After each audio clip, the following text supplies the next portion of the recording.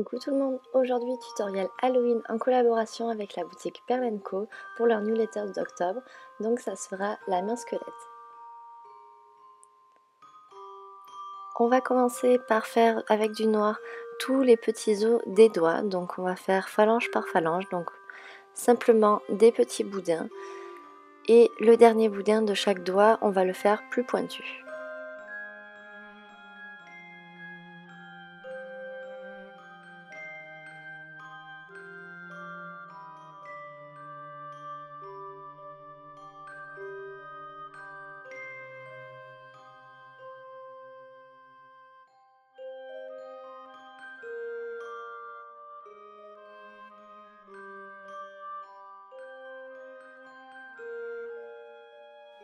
Ensuite, avec un dosing tool, on va venir creuser un petit peu toutes les extrémités pour pouvoir les imbriquer beaucoup plus facilement.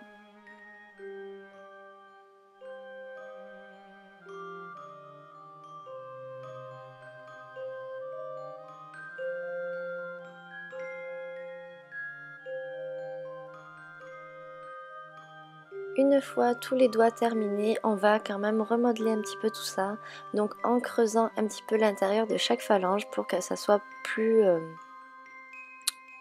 plat, et en remodelant un petit peu avec un dotting tool les jonctions.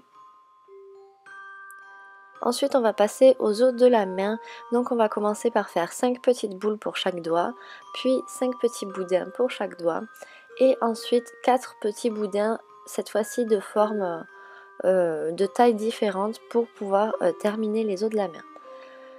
Une fois que les os sont terminés, on va venir les rassembler donc avec les doigts assez délicatement, et on va venir tous les souder ensemble.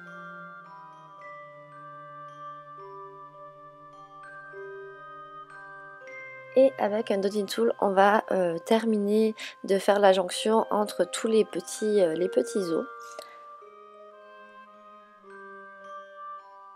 Et on va venir fixer ensuite chaque doigt, donc c'est une boule pour un doigt.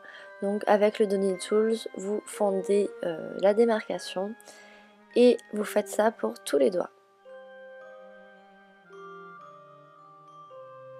Ensuite, si vous voulez, vous pouvez venir faire des petites marques pour que la main paraisse plus abîmée. Pour la cuisson, on va prendre du papier d'aluminium comme support pour pouvoir y poser la main en recourbant les doigts, comme ça la main restera telle qu'elle après cuisson, pour que les doigts soient un petit peu courbés.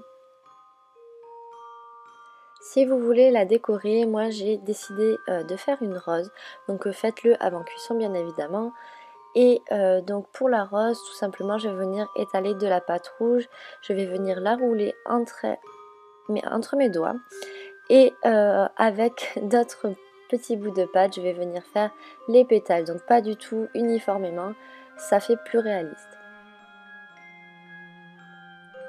Une fois la rose terminée, je vais venir couper l'excédent et la poser sur la main à l'aide d'un petit peu de fimo liquide pour que ça tienne mieux. Ensuite, vous pouvez passer la main en cuisson. Après cuisson, on va prendre de la peinture acrylique, donc j'ai fait un mélange de gris que je vais étaler au pinceau sur toute la main. Je vais insister particulièrement sur les petits creux entre les phalanges pour que la peinture pénètre bien. Et ensuite, avec une lingette bébé ou un chiffon, on va essuyer le surplus de peinture. Donc n'hésitez pas à prendre plusieurs lingettes si la lingette est pleine de peinture, ça sera beaucoup plus facile à essuyer. Et ensuite, si vous trouvez que, comme moi, la main est un petit peu trop claire, que vous avez mis un petit peu trop de gris, vous pouvez très bien rajouter un petit peu de noir et refaire exactement la même étape. Voilà, le tutoriel est terminé, j'espère que ça vous aura plu. Et moi en attendant, je vous fais des gros bisous, je vous dis à la prochaine. Ciao ciao!